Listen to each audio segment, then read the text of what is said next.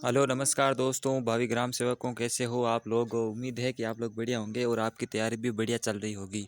तो इसी तैयारी को परखने के लिए मैं आपके सामने आज के वीडियो में टॉप 5 क्वेश्चंस लेकर आ चुका हूं, जिनमें से कुछ क्वेश्चंस है जो 2016 के पेपर में भी आ चुके हैं। तो आज के वीडियो में हम 5 प्रश्न करने वाले हैं।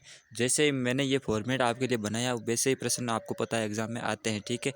और इनमें से जो है ज़्यादातर सत्य और असत्य कथन वाले ही प्रश्न आते हैं, या फिर आपको जो है मैचिंग करने वाले प्रश्न आते हैं आजकल के एग्ज़ाम में, सभी कॉम्पिटिटिव एग्ज़ाम के अंदर।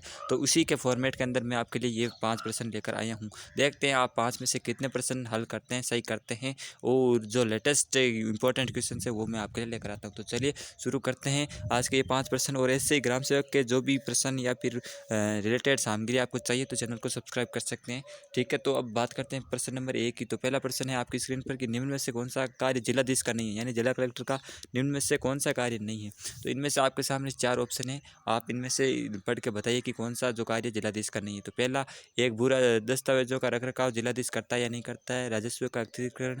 तीसरा है कानून व्यवस्था का रखरखाव। और चौथा है आयकर का एकत्रीकरण। तो आपका क्या उत्तर है, चलिए मैं आपको बता देता हूँ इसका राइट आंसर क्या है। तो इसका राइट आंसर है दोस्तों नंबर 4, आयकर का एकत्रीकरण, ठीक है।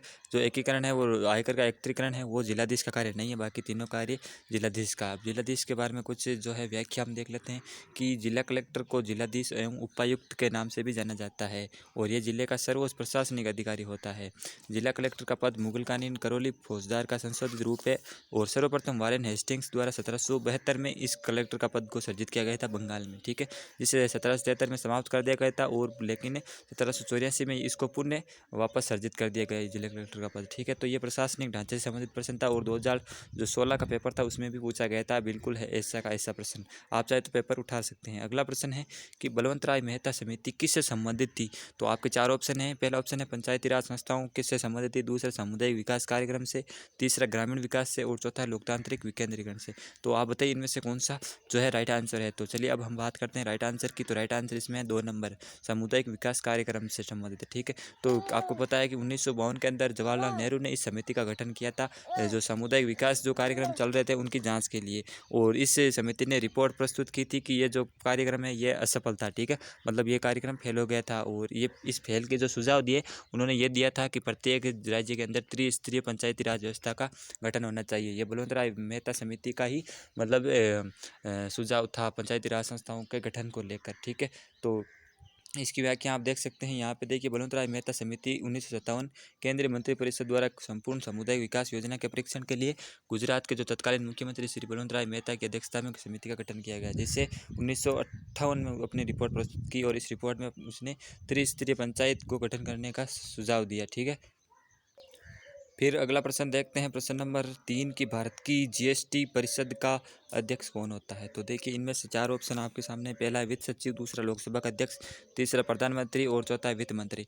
तो आपका मेरे ख्याल से उत्तर या तो प्रधानमंत्री आएगा या फिर वित्त मंत्री आएगा। तो आप देखिए क्या उत्तर देते हैं। इसका राइट आंसर दोस्तों हो जाएगा वित्त मंत्री।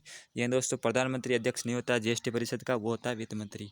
तो अब इसकी व्याख्या देख लेते हैं कि भारत में वस्तु एवं सेवा कर 1 जुलाई 2017 से लागू कर दिया गया। जीएसटी परिषद में निम्न सदस्य शामिल होते हैं। तो ये सदस्य शामिल होते हैं, और इसका अध्यक्ष कौन होता है, केंद्रीय वित्त मंत्री, ठीक है। फिर अगला प्रश्न है कि कौन सा कथन असत्य है। इनमें से कौन सा कथन असत्य आपको बताना है। तो ये 20वीं गणना से संबंधित है, ठीक है। तो 20वीं गणना आपको याद कर लेनी है, रट लेनी है।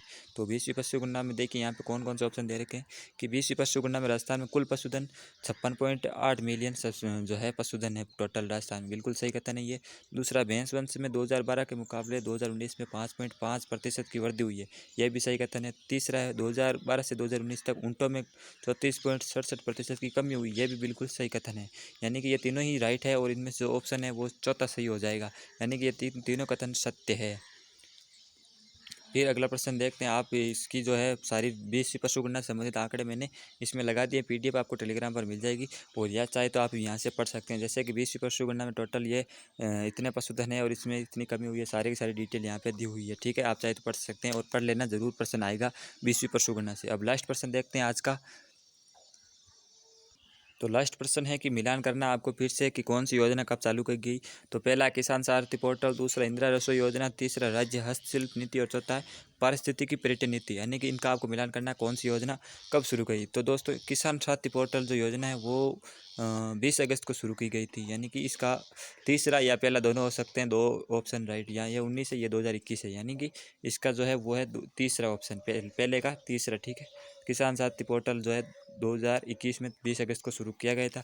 फिर इंदिरा रसोई योजना तो आप सभी को पता होगी, ये 20 अगस्त 2019 को शुरू की गई थी। और फिर राज्य हस्तशिल्प नीति जो है वो 9 मार्च 2021 को शुरू की गई थी। और पारिस्थितिकी पर्यटन नीति जो है वो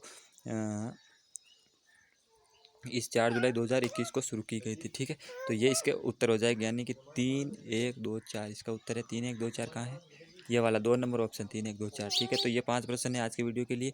और यहाँ पे मैंने सारी योजनाएं आपके लिए मेन इंपॉर्टेंट योजनाएं लिख रखी है, इनको आपको जरूर पढ़ के जाना है। ठीक है, तो ये ऐसे 5 प्रश्न मैं लेकर आ गया हूँ। तो चैनल को सब्सक्राइब कर लेना, ऐसे ही प्रश्न आपको यहाँ पे मिल जाएंगे। जय हिंद, जय भारत।